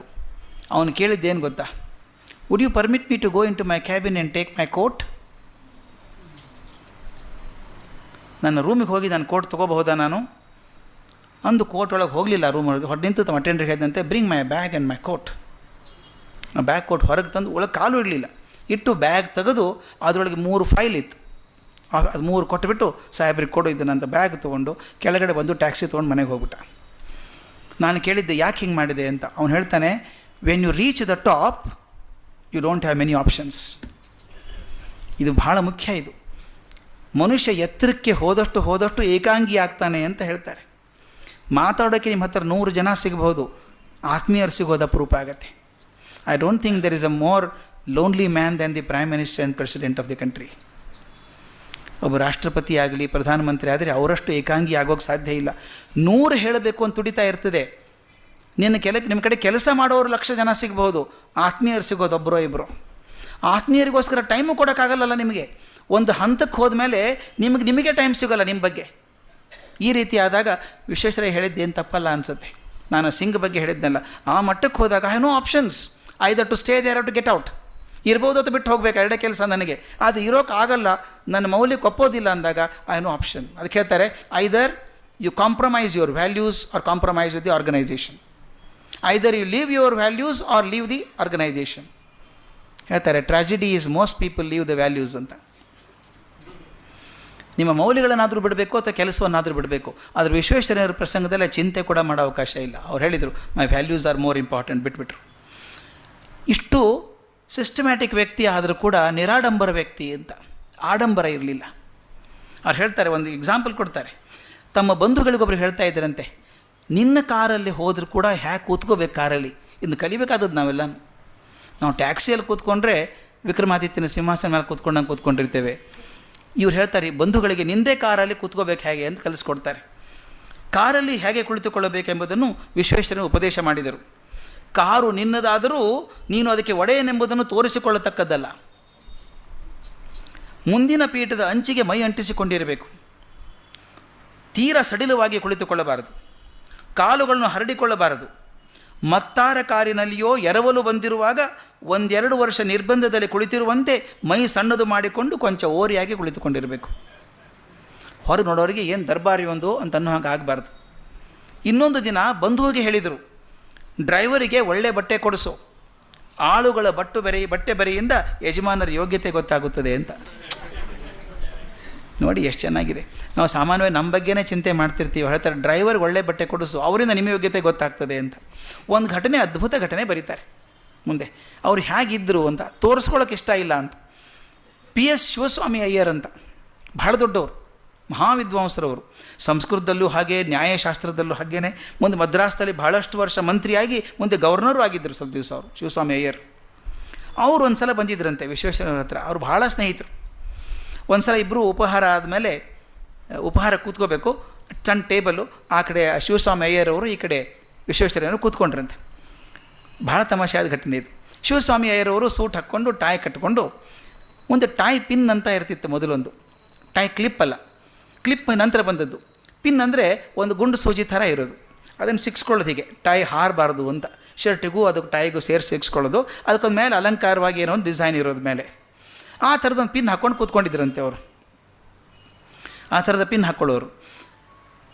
ಆಮೇಲೆ ವಿಶ್ವೇಶ್ವರ ನಿವೃತ್ತರಾಗಿದ್ದರಂತೆ ಆಗಲೇ. ಉಪಹಾರ ಕೂತ್ಕೊಂಡಾಗ ಶುರು ಆಗೋ ಹೊತ್ತಿಗೆ ವಿಶ್ವೇಶ್ವರ ಎದ್ದರು ತಮ್ಮ ಜಾಗದಿಂದ. ಎದ್ದು ಹೋಗ್ಬಿಟ್ಟು, ಕ್ಷಮಿಸಿ ಒಂದು ನಿಮಿಷ ಅಯ್ಯರವರೇ ಅಂತ ಹೋಗಿ ಅವ್ರ ಕೋಟನ್ನೆಲ್ಲ ಹಿಂಗೆ ಜಾಡಿಸ್ದಂಗೆ, ಕೋಟ್ ಮೇಲೆ ಧೂಳು ಜಾಡಿಸ್ದಂಗೆ ಮಾಡಿ ಆ ಟಾಯ್ ಮೇಲೆ ಕೈ ಆಡಿಸಿ ಬಂದ್ರಂತೆ. ಅಯ್ಯರಿಗೆ ಗೊತ್ತಾಗಲಿಲ್ಲ ಏನು ಮಾಡಿದ್ರು ಇವರು ಅಂತ. ಅವ್ರು ಹೋಗಿ ವಾಪಸ್ ಕೂತ್ಕೊಂಡ್ರಿಲ್ಲ, ಏನಾಗಿರಬೇಕು ಅಂತ ನೋಡ್ಕೊಂಡ್ರಂತೆ ಇವರು. ಏನಾಗಿತ್ತು ಅಂತಂದರೆ, ಅಲ್ಲಿ ಆ ಅಲಂಕಾರದ ಮೇಲಿದ್ದ ಚಿನ್ನದ ಸೂಜಿಯನ್ನು, ಅದು ಚಿನ್ನದ ಸೂಜಿ ಹಾಕ್ಕೊಂಡಿದ್ರು ಅವರು ಟಾಯ್ ಪಿನ್ನಿಗೆ. ಚಿನ್ನದ ಸೂಜಿ ಮೇಲೆ ಚೆನ್ನಾಗಿ ಕಾಣಿಸ್ಲಿ ಅಂತ ಒಂದು ವಜ್ರದ ಹರಳಿತ್ತಂತೆ, ಅದು ಹಾಕ್ಕೊಂಡಿದ್ರಂತೆ. ವಿಶ್ವೇಶ್ವರಯ್ಯನವರು ಅದನ್ನು ಕೆಳಕ್ಕೆ ತಳ್ಳಿದ್ರಂತೆ, ಅದನ್ನು ತಳ್ಳಿಬಿಟ್ಟಿದ್ರಂತೆ. ಆಮೇಲೆ ಶಿವಸ್ವಾಮಿ ಅಯ್ಯರಿಗೆ ಏನು ಮಾಡಿದರು, ಮತ್ತೆ ಸ್ವಲ್ಪ ಮೇಲೆ ಎತ್ಕೊಂಡ್ರು ಅದನ್ನವರು. ಈ ಟಾಯ್ ಪಿನ್ನನ್ನು ಅವ್ರು ಹಿಂಗೆ ಒಳಗೆ ಒತ್ತಿದ್ರು ವಿಶ್ವೇಶ್ವರಯ್ಯನವರು, ಇವ್ರು ಮತ್ತೆ ಮೇಲೆ ಎತ್ಕೊಂಡ್ರು ಅದನ್ನು. 2-3 ಸೆಕೆಂಡ್ ಕಳೆದ ಬಳಿಕ ವಿಶ್ವೇಶ್ವರಯ್ಯನವರು ಮತ್ತೆ ಎದ್ದು ಬಂದು ಅಲಂಕಾರವನ್ನು ಕೆಳಕ್ಕೆ ಅದುಮಿದ್ರು. ಅಯ್ಯರ್ ಮತ್ತೆ ಮೇಲಕ್ಕೆ ಎತ್ತಿಕೊಂಡ್ರು. ಇದು 2-3 ಬಾರಿ ನಡೆದ ಮೇಲೆ ಇಬ್ಬರೂ ನಗುತ್ತಾ ಕಾರ್ಯಕ್ಕೆ ಸಂಬಂಧಪಟ್ಟ ನೀತಿಯನ್ನು ಕುರಿತು ವಾಗ್ವಾದಕ್ಕೆ ಆರಂಭಿಸಿದರು. ಅದಕ್ಕೆ ವಿಶ್ವೇಶ್ವರಯ್ಯ ಹೇಳ್ತಾರೆ, ನೋಡಿ, ಈ ಕಂಠಾಲಂಕಾರದ ಸೂಜಿಯನ್ನು ಮೇಲಕ್ಕೆ ತೋರ್ಪಡಿಸೋದು ಪದ್ಧತಿ ಅಲ್ಲ, ತೋರಿಸಬಾರ್ದು ಅದನ್ನು ಅಲಂಕಾರದ್ದು ಅಂತ. ಅವರು ಅಯ್ಯರ್ ಹೇಳೋದು, ಇತರರಿಗೆ ತೋರ್ಪಡಿಸುವುದು ಪದ್ಧತಿ ಅಲ್ಲದಿದ್ದರೆ ಸೂಜಿಯನ್ನು ಏಕೆ ಸಿಕ್ಕಿಸಿಕೊಳ್ಳಬೇಕು? ತೋರಿಸಬಾರ್ದು ಒಂದು ವಜ್ರದಕ್ಕೆ ಹಾಕ್ಕೋಬೇಕು, ಯಾವುದೋ ಗುಂಪಿನ ಹಾಕ್ಕೋಬೋದಲ್ಲ, ತೋರಿಸ್ಬೇಕಂತ ಇರೋದು ಅಂತ ಅವರು. ಅದಕ್ಕೆ ಇವರು, ನಮ್ಮಲ್ಲಿರುವ ಒಳ್ಳೆಯ ಪದಾರ್ಥವನ್ನು ಇತರರಿಗೆ ತೋರಿಸಿದರೆ ಜಂಬವೆಂದಾಗೋದಿಲ್ಲವೇ ಅಂತಿವರು. ಅದಕ್ಕೆ ಅವರು, ಇತರರು ಸಂತೋಷ ಪಡಬೇಕಂತಲ್ಲವೇ ನಾವು ಒಳ್ಳೆ ಬಟ್ಟೆ ಹಾಕ್ಕೊಂಡು ಸಿಂಗರಿಸೋದು? ನನ್ನ ನೆಕ್ಟಾಯು ಸೂಜಿಯು ನನಗೆ ಕಾಣಿಸುತ್ತದೆಯೇ, ನೀವಲ್ವೇ ನೋಡೋದು? ಇಬ್ಬರು ಘಟಾನುಘಟಿಗಳು. ಇಬ್ಬರು ವಿದ್ವಾಂಸರು ಜಗಳಾಡ್ತಿದ್ರೆ ನೋಡೋಕೆ ಎಷ್ಟು ಚೆನ್ನಾಗಿರುತ್ತೆ. ಹಾಕ್ಕೊಳ್ಳೋದು ನಿಮಗೋಸ್ಕರಪ್ಪ, ನನಗೋಸ್ಕರ ಹಾಕೋತೀನ, ನಾವು ಅಲಂಕಾರ ಮಾಡ್ಕೊಳ್ಳೋದು ಮತ್ತೊಬ್ಬರಿಗೋಸ್ಕರ. ಇಲ್ಲದೆ ಹೋದರೆ ಎಲ್ಲರೂ ಅಲಂಕಾರ ಮಾಡ್ಕೊಂಡು ಮನೆಯಲ್ಲೇ ಕೂತ್ಕೋತಾ ಇದ್ರು, ಹೊರಗಡೆ ಯಾಕೆ ಬರ್ತಾಯಿದ್ರು ಅಯ್ಯರ್ದು. ಜಂಬ ತಪ್ಪೆನ್ನುವುದು ಮಾತ್ರವಲ್ಲ, ವಿಶ್ವೇಶ್ವರನ ಮನಸ್ಸು ನೋಡಿ ಹೇಗಿದೆ. ಜಂಬ ತಪ್ಪೆನ್ನುವುದು ಮಾತ್ರವಲ್ಲ, ಜಂಬ ಒಂದು ಇತರರು ಯಾವುದನ್ನು ಭಾವಿಸಿಯಾರೋ ಅದನ್ನು ಕೂಡ ಬಿಡಬೇಕೆಂಬುದು ವಿಶ್ವೇಶ್ವರನ ಮಾತು. ನೀವು ಹಾಕ್ಕೋಬೋದಪ್ಪ, ನೀವು ಹಾಕ್ಕೊಂಡದ್ದು ನೋಡಿ ಜಂಬದಿಂದ ಹಾಕ್ಕೋತಾನೆ ಅಂತ ಮತ್ತೊಬ್ಬರಿಗೆ ಅನಿಸುತ್ತೆ ಅಂತ ಅನಿಸಿದ್ರು ಕೂಡ ಹಾಕ್ಕೋಬಾರ್ದು ನೀವು ಅದನ್ನು ಅಂತ ವಿಶ್ವೇಶ್ವರಯ್ಯನವರ ಸ್ಟೈಲ್ ಅದು. ಅವ್ರ ಮನಸ್ಸು ಗೊತ್ತಾಗೋದು ಇನ್ನೊಂದು ಅದ್ಭುತ ವಿಷಯದಲ್ಲಿ ಗೊತ್ತಾಗುತ್ತೆ ಹೇಗಾಯಿತು ಅಂತ. ಚೀಫ್ ಇಂಜಿನಿಯರ್ ಆಗಿದ್ದಾಗ ಈ ವಿ ಪಿ ಮಾಧವರಾಯರ್ ಪಾಟಣ್ ಕಾಲೇಜ್ ಅಂತ ಇತ್ತು, ಪಾಟಣ್ ಕಾಲೇಜಲ್ಲಿ ಇರ್ತಾಯಿದ್ರು ವಿಶ್ವೇಶ್ವರಯ್ಯನವರು. ದಿವಾನರಾದಮೇಲೆ ಬಾಲಬ್ರೂಯಿಗೆ ಬಂದರು, ನಮ್ಮ ಬಾಲಬ್ರೂಯಿ ಇದೆಯಲ್ಲ ಅಲ್ಲಿ ಇರ್ತಾಯಿದ್ರು ಸುಮಾರು ದಿವಸ. ಅಧಿಕಾರದಿಂದ ನಿವೃತ್ತರಾದ ಮೇಲೆ ಈ ಗಾಲ್ಫ್ ಗ್ರೌಂಡ್ ಬಳಿ ಅಪ್ಲೆಂಡ್ಸ್ ಬಂಗ್ಲೆ ಅಂತಿದೆ, ಅಪ್ಲೆಂಡ್ ಬಂಗ್ಲೋ ಅಂತ, ಅಲ್ಲಿ ಇರ್ತಾಯಿದ್ರು ಅವರು. ಒಂದು ದಿವಸ ಡಿವಿಜನ್ ಕರೆದು ಹೇಳಿದ್ರಂತೆ, ನಾನು ಮನೆ ಬಿಡಬೇಕಾಗತ್ತೆ, ಬೇರೆ ಮನೆ ನೋಡಬೇಕು ಅಂದ್ರಂತೆ. ಡಿವಿಜಿಗಂತ ಯಾಕೆ ಬಿಡ್ತೀರಿ, ಒಳ್ಳೆ ಮನೆ ಇದು, ತುಂಬ ಚೆನ್ನಾಗಿದೆ, ಅದೆಷ್ಟು ಚೆನ್ನಾಗಿ ವರ್ಣನೆ ಮಾಡ್ತಾರೆ ಡಿವಿಜಿ. ಈ ಮನೆ ತಮಗೆ ತುಂಬ ಅನುಕೂಲವಾಗಿದೆ, ಇದರಲ್ಲಿ ಮುಖ್ಯವಾಗಿ ಪಶ್ಚಿಮದ ಕಡೆಗೆ ದೊಡ್ಡ ಕನ್ನಡಿಯ ಕಿಟಕಿ ಇದೆ, ಸುಮಾರು 7 ಅಡಿ ಉದ್ದ, 5-6 ಅಡಿ ಅಗಲ. ಅದರಲ್ಲಿ ಮಧ್ಯಾಹ್ನವೂ ಸಂಜೆಯೂ ಬೆಳಕು ಚೆನ್ನಾಗಿ ಬರುತ್ತದೆ, ಬಿಸಿಲಿನ ಹಬೆ ಇಲ್ಲ, ವರಾಂಡ ದಕ್ಷಿಣಾಭಿಮುಖವಾಗಿರೋದ್ರಿಂದ ಗಾಳಿ ಚೆನ್ನಾಗಿ ಬರುತ್ತದೆ, ಕೆಲಸ ಮಾಡಲು ಸೊಗಸಾಗಿದೆ, ಬಿಡಬೇಡಿ ಅಂತ ಡಿವಿಜಿ ಹೇಳಿದ್ರಂತೆ.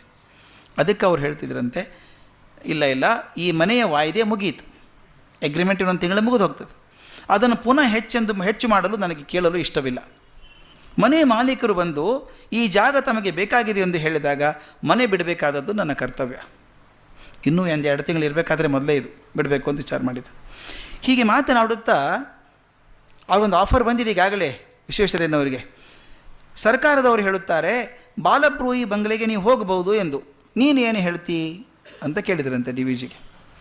ಇವು ಸಂತೋಷ ಆಯಿತು. ಅದು ಒಳ್ಳೆಯ ಯೋಚನೆಯೇ, ಹಿಂದೆ ನೀವಿದ್ದ ಸ್ಥಳವಲ್ಲವೇ, ಅಲ್ಲೇ ಇದ್ರಲ್ಲ ಇವರು ದಿವಾನರಾಗಿದ್ದಾಗ, ನಿಮಗೆ ಚೆನ್ನಾಗಿ ರೂಢಿಯಾದ ಸ್ಥಳ, ಹೋಗಿ ಅಂದ್ರಂತೆ ಅವರು. ಅದಕ್ಕೆ ಅವ್ರಿಗೆ ಉತ್ತರ ನೋಡಿ, ವಿಶ್ವೇಶ್ವರಯ್ಯನ ಉತ್ತರ ಎಷ್ಟು ಚೆನ್ನಾಗಿದೆ. ನಾನು 150 ರೂಪಾಯಿಗಿಂತ ಹೆಚ್ಚು ಬಾಡಿಗೆ ಕೊಡಲಾರೆ, ಬಾಲಬ್ರೂಯಿ ದೊಡ್ಡ ಜಾಗ. ಈ ವಿಷಯದಲ್ಲಿ ಒಂದು ಮಾತು ಹೇಳಬೇಕು ನಿಮಗೆ. ನಾನೊಂದು ಇನ್ಫಾರ್ಮೇಷನ್ ತೊಗೊಂಬಂದಿದ್ದೇನೆ. ಸರ್ ಎಂ ಮೋಕ್ಷಗುಂಡಂ ವಿಶ್ವೇಶ್ವರಯ್ಯನವರು, he maintained an account with the Bank of Mysore, which is now called State Bank of Mysore. ಅದು printed ತೊಗೊಂಬಂದಿದ್ದೀನಿ. He had rupees 990 on March 27, 1918. ಅವ್ರ ಬ್ಯಾಲೆನ್ಸಲ್ಲಿ ದುಡ್ಡು ಇರೋದು 990 ರೂಪಾಯಿ. ಅಷ್ಟು ಸಂಬಳ ಪಡ್ಕೊಂಡಂಥ ಮನುಷ್ಯ ಯಾರ್ಯಾರಿಗೋ ಕೊಟ್ಟುಬಿಟ್ರು ಅಂತ ದುಡ್ಡು ಇಟ್ಕೊಳ್ಳಿಲ್ಲ. ಇನ್ನೊಂದು ಮುಖ್ಯ ವಿಷಯ, ಭಾಳ ಜನಕ್ಕೆ ಗೊತ್ತಿಲ್ಲದೆ ಹೋಗ್ಬೋದು ಅದು ತಮಗಾದ್ರು ಇಲ್ಲಿ ಗೊತ್ತಿರೋರಿಗಾದರೂ ಗೊತ್ತಾಗಲಿ ಅಂತ ವಿಷಯದಿಂದ ತೊಗೊಂಡು ಬಂದಿದ್ದೇನೆ ಅದನ್ನು. ಭಾಳ ಜನಕ್ಕೆ ಗೊತ್ತಿಲ್ಲ ಅದನ್ನು. ಆ ವಿಷಯ ಎಷ್ಟು ಅದ್ಭುತವಾಗಿದೆ ಅಂತಂದರೆ, ಅವರು ಭದ್ರಾವತಿ ಫ್ಯಾಕ್ಟ್ರಿಗೆ ಅವರು ಚೇರ್ಮನ್ ಆಗಿದ್ದಾರಲ್ಲ, ಕಳಿಸಿದಾಗ at that time, it's a government report ನಾವು ಬರ್ಕೊಂಬಂದಿದ್ದು, at that time the government had not decided the salary. ವಿಶ್ವೇಶ್ವರಯ್ಯನಿಗೆ ಸಂಬಳ ಎಷ್ಟು ಕೊಡಬೇಕು ಅಂತ ಸರ್ಕಾರ ತೀರ್ಮಾನ ಮಾಡಲಿಲ್ಲ. It took some years to do so. ಏನು ತೊಂದರೆ ಇಲ್ಲ, ಅಷ್ಟು ವರ್ಷ ತೊಗೊಂಡ್ರು ಸರ್ಕಾರ ಸಂಬಳ ಎಷ್ಟು ಕೊಡಬೇಕು ಅಂತ.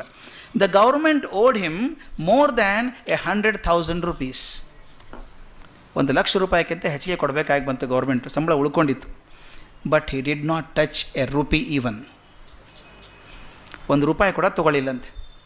1,00,000 ಮೇಲೆ ಬರಬೇಕಾದದ್ದು ಸಂಬಳ ಫಿಕ್ಸೇ ಮಾಡಲಿಲ್ಲ. ಫಿಕ್ಸ್ ಆದಾಗ 1,00,000 ರೂಪಾಯಿ ಬರಬೇಕಾಗಿತ್ತಲ್ಲ ಅರಿಯರ್ಸ್ ಅಂತ, 1 ರೂಪಾಯಿ ತೊಗೊಳ್ಳಿಲ್ಲಂತೆ. He told the government, start an institution where boys can learn some profession. ಯಾವುದಾದನ್ನು ವೃತ್ತಿ ಕಲಿಯುವಂಥ ಕಾಲೇಜ್ ಮಕ್ಕಳಿಗೆ ಮಾಡಿ ಹಣದಿಂದ ಅಂತ ಹೇಳಿದ್ರಂತೆ. ಆ 1,00,000 ರೂಪಾಯಿ ಬೇಕಾದಷ್ಟು ದೊಡ್ಡ ಅಮೌಂಟ್, ಅದು ಬೇಕಾದ ಸಂಸ್ಥೆ ಮಾಡ್ಬೋದು. ಯಾಕಂದರೆ ಅದು ಮುಂದೆ ತೋರಿಸ್ತೀನಿ ಹೇಗಿತ್ತು ಅಂತ. The institute was about to start work. Institution ಶುರುವಾಗಿ ಕೆಲಸ ಶುರು ಮಾಡೋ ಟೈಮ್ ಬಂದಾಗ the government wanted to name it after Visvesvaraya. ಸರ್ಕಾರ ಅದನ್ನು ವಿಶ್ವೇಶ್ವರಯ್ಯ ಹೆಸರು ಇಡಬೇಕು ಅಂತ ಅಂದ್ಕೊಂಡಾಗ ಅವ್ರು ಹೇಳಿದ್ರಂತೆ, but he said name it after the Maharaja of Mysore. ನನ್ನ ಹೆಸರು ಇಡಬೇಡಿ, ಮೈಸೂರು ಮಹಾರಾಜರ ಹೆಸರು ಇಡಿ ಅಂತ ಹೇಳಿದ್ದಕ್ಕೆ this is how Shri Jayachamarajendra polytechnic institute was born. ಭಾಳ ಜನಕ್ಕೆ ಗೊತ್ತಿಲ್ಲ, ಜಯಚಾಮರಾಜೇಂದ್ರ ಪಾಲಿಟೆಕ್ನಿಕ್ ಇನ್ಸ್ಟಿಟ್ಯೂಟಿಗೆ ಮೂಲಧನ ಕೊಟ್ಟದ್ದು ವಿಶ್ವೇಶ್ವರಯ್ಯನವರು. ಅವ್ರ ಹೆಸರು ಇಡಬೇಕು ಅಂದರೆ ಬೇಡ, ಅದನ್ನ ಹೆಸರು ಇಡಿ ಅಂದ್ರಂತೆ. 1,00,000 ರೂಪಾಯಿ. ತಮಗೊಂದು ಆಶ್ಚರ್ಯ ಆಗ್ಬೋದು ಸ್ನೇಹಿತರೆ, ಹೇಳಿದರೆ ನಾವು ಇದನ್ನು ಕಟ್ಟಬೇಕಂದಾಗ, KR ಸಾಗರ್ ಡ್ಯಾಮ್ ಕಟ್ಟಬೇಕು ಅಂದಾಗ ಅದನ್ನು ಕ್ಯಾಲ್ಕುಲೇಷನ್ ಮಾಡಿದ್ರಂತೆ, ಅಮೌಂಟ್ ಎಷ್ಟಾಗುತ್ತೆ ಅಂತ. ಅಂದರೆ ನಿಮ್ಗೆ ಐಡಿಯಾ ಸಿಗ್ತದೆ ಈ ಅಮೌಂಟ್ ಎಷ್ಟು ದೊಡ್ಡದು ಅಂತ.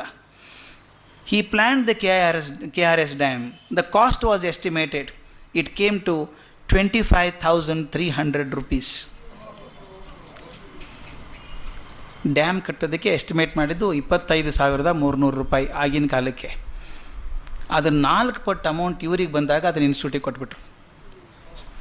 ಆದರೆ ಅದನ್ನು ಅಬ್ಜೆಕ್ಷನ್ ಮಾಡಿದ್ರಂತೆ, ಏನಿಷ್ಟು 25,300 ರೂಪಾಯಿ ಹಾಕ್ಬಿಡೋದೆ ವೇಸ್ಟ್ ಆಗಲ್ವಾ ನಿಮಗೆ ಅಂತ ಜನ ತಕರಾರು ತೆಗೆದ್ರಂತೆ. ಹಣ ಮೋಸ ಆಯಿತು ಅಂತ ತೆಗೆದ್ರಂತೆ. ಆಮೇಲೆ ಫೌಂಡೇಶನ್ನು, ಆವಾಗ ಸರ್ಕಾರ ಗೌರ್ಮೆಂಟ್ ಮೈಸೂರು ಸರ್ಕಾರ ಹೇಳಿದ್ದು 80 ಅಡಿ ಮಾತ್ರ ಇಡೀ ಹೈಟು, ಡ್ಯಾಮ್ ಹೈಟ್ 80 ಅಡಿ ಮಾತ್ರ ಇರಬೇಕು, ಜಾಸ್ತಿ ಇಡಬೇಡಿ ಅಂತ ಹೇಳಿದ್ರಂತೆ. ಸೆಂಟ್ರಲ್ ಗೌರ್ಮೆಂಟಿಂದ ಬಂತು. ಆದರೆ ಎಷ್ಟು ದೂರದರ್ಶಿತ್ವ ಅಂದರೆ ಇದಕ್ಕಂತಾರೆ ವಿಶ್ವೇಶ್ವರಯ್ಯನವ್ರದ್ದು.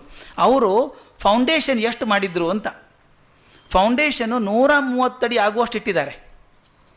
130 ಅಡಿ ಆಗುವಷ್ಟು.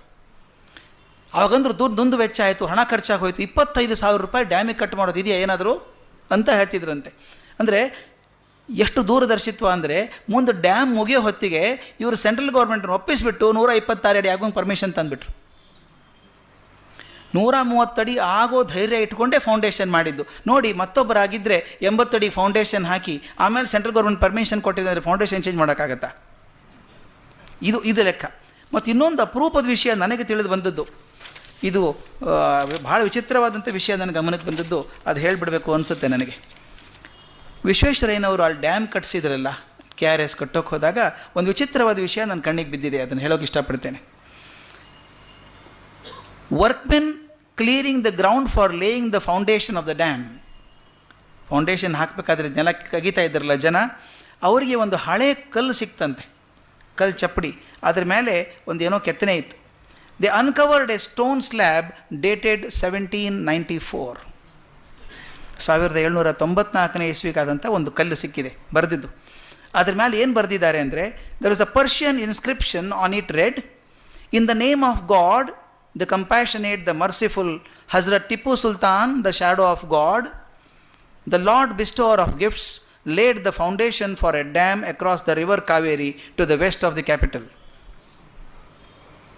ಅದೇ ಜಾಗದಲ್ಲಿ 1794ರಲ್ಲಿ ಟಿಪ್ಪು ಸುಲ್ತಾನ್ ಮಾಡಿಸಿದ್ದ ಅಂತ. ಮುಂದೆ ಅವನು ಕೊನೆ ಸಾಲ ಎಷ್ಟು ಚೆನ್ನಾಗಿದೆ ನೋಡಿ, the start is from me but it's completion rest with god ಅಂತ. The start is with me, but its completion rests with God. ಅದು ಬಹುಶಃ ಕೊನೆಗೆ ವಿಶ್ವೇಶ್ವರ ಕೈಯಲ್ಲಿ ಆಗೋದಿತ್ತು. ಅದು ನನಗೆ ಆಶ್ಚರ್ಯ ಅನಿಸುತ್ತೆ. ಅಷ್ಟು 1,00,000 ರೂಪಾಯಿ ಬರೋದನ್ನು ಕೊಟ್ಟಂಥ ಮನುಷ್ಯ ಇಲ್ಲಿ ಹೇಳ್ತಾರೆ, ಬಾಲಬ್ರೂಯಿ ಖಾಲಿಯಾಗಿದೆ, 150 ರೂಪಾಯಿಗಿಂತ ಹೆಚ್ಚು ಕೊಡಲಾರೆ, ಬಾಲಬ್ರೂಯಿ ದೊಡ್ಡ ಜಾಗ ಅಂತ ಹೇಳಿದ್ರಂತೆ. ಅದಕ್ಕೆ DVG ಸಮಾಧಾನ ಮಾಡ್ತಾರೆ, ನೀವ್ಯಾಕೆ ತಲೆ ಕೆಡಿಸ್ಕೋತೀರಿ, ಬಾಲಬ್ರೂಯಿ ಹೇಗೂ ಖಾಲಿಯಾಗಿದೆ, ಯಾರೂ ಅದಕ್ಕೆ ಬಾಡಿಗೆ ಕೊಡುತ್ತಿಲ್ಲ, ನೀವು ಅಲ್ಲಿದ್ದು 150 ರೂಪಾಯಿ ಕೊಟ್ಟರೆ ಅಲ್ಲಿ ತೋಟವನ್ನು ಬೆಳೆಸುವ ಖರ್ಚು, ಕಟ್ಟಡದ ದುರಸ್ತಿ ಖರ್ಚು ಸರ್ಕಾರಕ್ಕೆ ಹುಟ್ಟುವಳಿಯಾಗುತ್ತದೆ, ಅದಿಲ್ಲದಿದ್ದರೆ ಅದು ಹೋಗುತ್ತದಲ್ಲ. 150 ಕಮ್ಮಿ ಇರ್ಬೋದೇನೋ ಬಾಲಬ್ರೂಯಿಗೆ, ಅಷ್ಟಾದರೂ ಬರುತ್ತಲ್ಲ, ಏನೂ ಬರ್ತಾ ಇಲ್ಲ ಈಗ ಅಂತ ಅವ್ರು ಹೇಳಿದ್ದಕ್ಕೆ ಉತ್ತರ ಓನ್ಲಿ ವಿಶ್ವೇಶ್ವರಯ್ಯನಂಥವ್ರು ಮಾತ್ರ ಕೊಡೋಕ್ಕೆ ಸಾಧ್ಯ ಸ್ವಾಮಿ.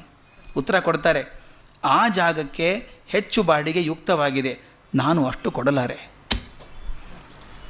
ಸಿಕ್ಕರೆ ಹೋಗ್ಬಿಡೋಣ, ಚಾನ್ಸು 150 ರೂಪಾಯಿ ಸಿಗ್ತೀರಿ, ಯಾಕೆ ಹೋಗಬಾರ್ದು ಅಂತ ಅನ್ನಲಿಲ್ಲ ಅವರು. ಆ ಜಾಗಕ್ಕೆ ಹೆಚ್ಚು ದುಡ್ಡು ಬರಬೇಕಾದದ್ದು ನ್ಯಾಯ, ನಾನು ಕಮ್ಮಿ ಕೊಟ್ಟು ಆ ಜಾಗಕ್ಕೆ ಅನ್ಯಾಯ ಮಾಡಲಾರೆ. ಇದು ವಿಶ್ವೇಶ್ವರಯ್ಯನ ಧರ್ಮ. ಒಂದು ಸಲ ಅವ್ರು DVG ಮನೆಗೆ ಬಂದುಬಿಟ್ರಂತೆ, ಸಾಯಂಕಾಲ 7 ಗಂಟೆಗೆ ಬಂದುಬಿಟ್ರಂತೆ ಮನೆಗೆ.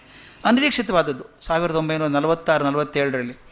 ಆಶ್ಚರ್ಯ ಆಯಿತು, ಸಂತೋಷ ಆಯ್ತಂತೆ. ಅವ್ರ ಮಾತಲ್ಲಿ ನೋಡಿ ಹೇಗಿದೆ, ನನಗೆ ಹೇಳತೀರದ ಸಂತೋಷ, ಮನೆಯೊಳಕ್ಕೆ ಕರೆದುಕೊಂಡು ಬಂದು ಇದ್ದ ತರಕಲು ಕುರ್ಚಿಯಲ್ಲಿ ಕೂಡಿಸಿದ್ದಾಯಿತು. 10-15 ನಿಮಿಷ ಮಾತಾಡ್ತಾದ್ಮೇಲೆ ಅವ್ರು ಹೋದರು. ಮುಂದೆ ಒಂದು ತಿಂಗಳಾದ ಬಳಿಕ ಇನ್ನೊಮ್ಮೆ ಹಾಗೆ ಆಯಿತು. ಒಂದು ಮನೆಗೆ ಹೋದಾಗ ಹೇಳಿದ್ರಂತೆ, ನಿಮ್ಮ ಮನೆಗೆ ಬರಬೇಕಂತಿದ್ದೀನಿ ನಾನು ಅಂತ ಹೇಳಿದ್ರಂತೆ. DVGಗೆ ನಿಮ್ಮ ಮನೆಗೆ ಬರಬೇಕಂತಿದ್ದೀನಿ. ಅದಕ್ಕೆ ಉತ್ತರ ನೋಡಿ ಎಷ್ಟು ಚೆನ್ನಾಗಿದೆ, ಇದು 2 ದೊಡ್ಡವರು ಸೇರಿಕೊಂಡ್ರೆ ಏನಾಗ್ತದೆ ಅಂತ. ಅದಕ್ಕೆ 2 ಚಂದನ ತಿಕ್ಕಿದ್ರು ಕೂಡ ನಮಗೆ ಬರೋದು ವಾಸನೆ, ಸುಗಂಧ ವಾಸನೆ ಬರ್ತದೆ ನಮಗೆ. ನೋಡಿ ಹೇಗಿದೆ, ನಾನು ಕೃತಜ್ಞತೆಯನ್ನು ತಿಳಿಸಿ ಅವರಷ್ಟು ಶ್ರಮ ಪಡಬೇಕಾದದ್ದಿಲ್ಲವೆಂದು ಹೇಳಿದ ಹೊತ್ತಿಗೆ ನಾನೇ ಅವರ ಮನೆಗೆ ಹೋಗುವನೆಂದು ಭಿನ್ನಯಿಸಿದೆ. ಅವರು ಹೇಳಿದರು, ಹೀಗುಂಟೆ ಮನೆಗೆ ಬರುವವರನ್ನು ಬೇಡವೆನ್ನುತ್ತಾರೆಯೇ ಅಂತ ಕೇಳಿದ್ರಂತೆ. ಅದಕ್ಕೆ ಉತ್ತರ ಹೇಗಿದೆ ನೋಡಿ, ಕೊಂಚ ತಾಳ್ಮೆಯಿಂದ ಲಾಲಿಸಬೇಕು. ತಾವು ನನ್ನ ಮನೆಗೆ ಬರುವುದಕ್ಕಿಂತ ಹೆಚ್ಚಿನ ಭಾಗ್ಯ ಯಾವುದನ್ನು ನಾನು ಕಾಣೆ. ತಾವು ಕಾಲಿಟ್ಟ ಕಡೆಗೆ ಈ ಮಾತಿನಲ್ಲಿ DVGಗೆ ವಿಶ್ವೇಶ್ವರಯ್ಯನ ಬಗ್ಗೆ ಎಷ್ಟು ಗೌರವ, ಪ್ರೀತಿ, ಆದರ ತುಂಬಿಕೊಂಡಿತ್ತು ಅಂತ ಗೊತ್ತಾಗತ್ತೆ. ತಾವು ಕಾಲಿಟ್ಟ ಕಡೆಗೆ ಪರಿಶುದ್ಧವಾಗುತ್ತದೆ, ಅದರೊಡನೆ ಸಮಸ್ತ ಶುಭ ಸಂಪತ್ತು ಹರಿದು ಬರುತ್ತದೆ. ಆದರೆ ನನ್ನ ಕಾರಣ ಬೇರೆ ಇದೆ ಸ್ವಾಮಿ. ತಾವು ಬಂದು ಅಲ್ಲಿ ಮರುಕುಲು ಕುರ್ಚಿ, ಹರುಕುಲು ಚಾಪೆ, ಕೊಳಕು ಚಿಂದಿಗಳನ್ನು ನೋಡಿ ಮನಸ್ಸಲ್ಲೇ ನೊಂದುಕೊಳ್ಳುತ್ತೀರಿ. ನಾನು ಅದನ್ನು ಚೆನ್ನಾಗಿ ಬಲ್ಲೆ. ನನ್ನನ್ನು ಒಳ್ಳೆಯ ಸಂಪಾದನೆಯ ಜಾಗಗಳಿಗೆ ನಿಯಾಮಕ ಮಾಡಬೇಕೆಂದು ತಾವು 3-4 ಸಲ ಪ್ರಯತ್ನ ಮಾಡೋಣವಾಯಿತು. ನಾನು ಮೂರ್ಖತನದಿಂದ ಒಪ್ಪಿಕೊಳ್ಳದೆ ಹೋದೆ. ಅದೆಲ್ಲ ತಮಗೆ ಜ್ಞಾಪಕಕ್ಕೆ ಬಂದು ಮತ್ತೆ ತಾವು ವ್ಯಥೆ ಪಡುವುದಾಗುತ್ತದೆ. ಅದಕ್ಕೆ ಅವಕಾಶವಾಗಬಾರದು ಎಂಬುದು ನನ್ನ ತಾತ್ಪರ್ಯ ಅಂತ ಹೇಳಿದರಂತೆ. ಹೌದು, ನೀನು ಮೂರ್ಖ, ಆಬ್ಸ್ಟಿನೇಟ್ ಎಂದು ಹೇಳಿ ನಕ್ಕು ಬಿಟ್ಟರು ವಿಶ್ವೇಶ್ವರಯ್ಯನವರು. ಇಬ್ಬರು ಯಾರು ದೊಡ್ಡವರು ನೋಡಿ, ಎಷ್ಟಿದೆ ಇಬ್ಬರದು ಸಾಧ್ಯತೆ. ಇದನ್ನು ನೆನೆಸ್ಕೊಂಡು ಇವತ್ತು ನಾವು ಒಂದು ರೀತಿಯಿಂದ ನನಗನ್ಸೋ ಮಟ್ಟಿಗೆ ಮನಸ್ಸು ತೃಪ್ತಿಯಾದದ್ದು ಅಂದರೆ 9 ದಿವಸದ ಹಿಂದೆ ಅವರ ಪುಣ್ಯತಿಥಿ ಏಪ್ರಿಲ್ 14. ಅದನ್ನು ನೆನೆಸ್ಕೊಂಡು ಇವತ್ತು ಸಣ್ಣದೊಂದು ವರ್ಷ ನುಡಿ ನಮನ ಆಯಿತು ಈ ಕಾಲದಿಂದ ಅಂತ ಅಂದ್ಕೊಂಡು ಈ ಮಾತನ್ನು ನಿಲ್ಲಿಸಿ ನಾಳೆಗೆ ಮತ್ತೆ ಬೆಳೆಸೋಣ. ನಮಸ್ಕಾರ.